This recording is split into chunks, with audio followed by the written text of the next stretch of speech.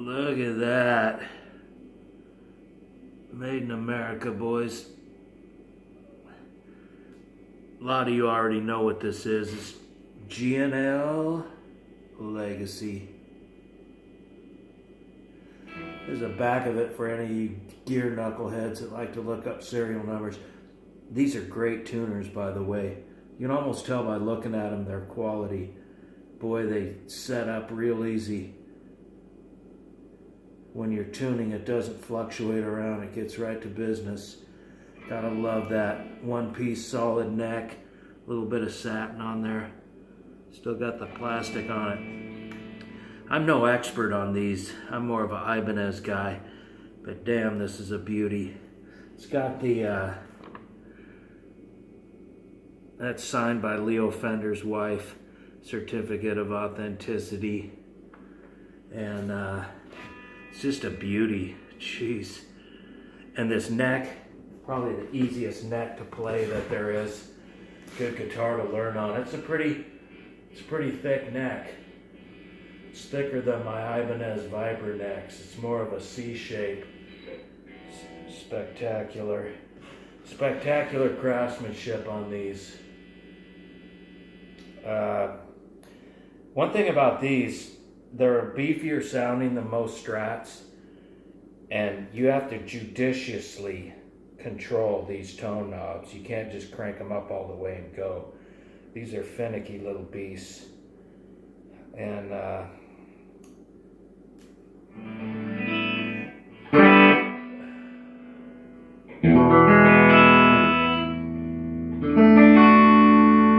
beautiful sounding guitar. Wonderful. Probably the best neck. One of the best necks I've ever put my hands on. I actually like this a little bit better than my Viper necks.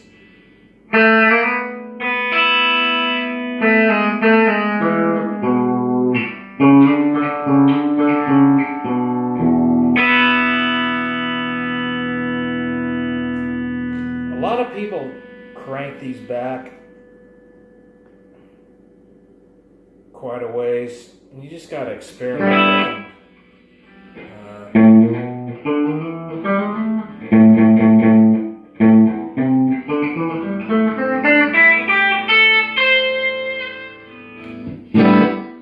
Like I say, I'm no expert on these, but this is one beautiful piece of Americana right here.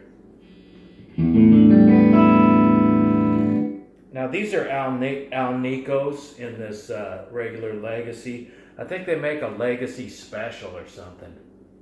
Forget what it's called, but it's Legacy Plus or something. USA one, and that's got ceramics in it. And those things are fierce. I got a friend of mine that had one of those Legacy Special or whatever it was. And that thing was just a beast. This is more easy to tame. And God, it just...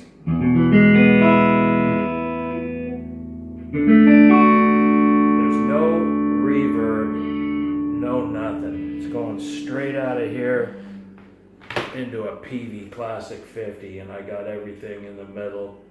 I've turned the, purposely turned the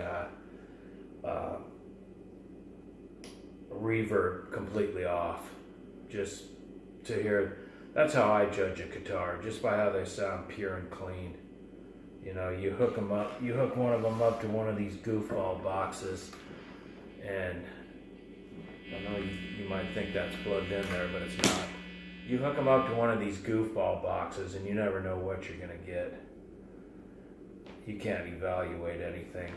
So before I buy a guitar or anything, I always just listen to it clean, and that's gonna give you a base. You know, you're gonna have a plateau that you can judge it on, and you can estimate what it'll do hooked up to all these computerized doodads.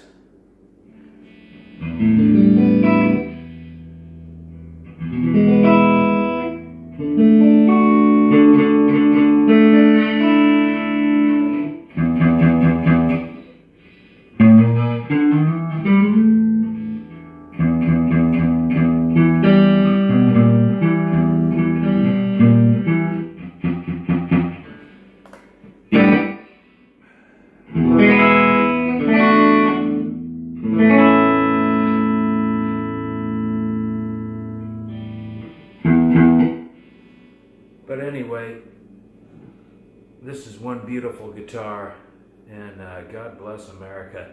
I'll tell you what else is better on these than a Fender. Is they got this dealy bob up here made out of some synthetic material. That's better than those twisted piece of tin can they got on Fenders. Now, Leo Fender, if you don't know his history, he sold his company to CBS.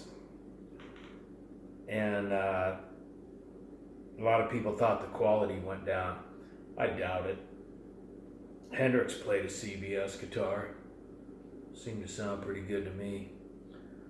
But he went and worked for Music Man. He kind of subcontracted under them. He didn't like them and got into a beef with them, and went over and started his own company with Fullerton, and that was G&L.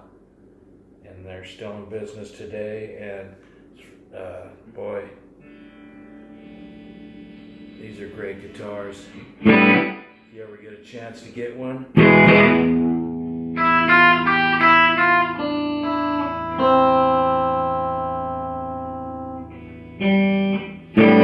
get one. Like I say, I'm no expert on these, but it sure is fun to show it off.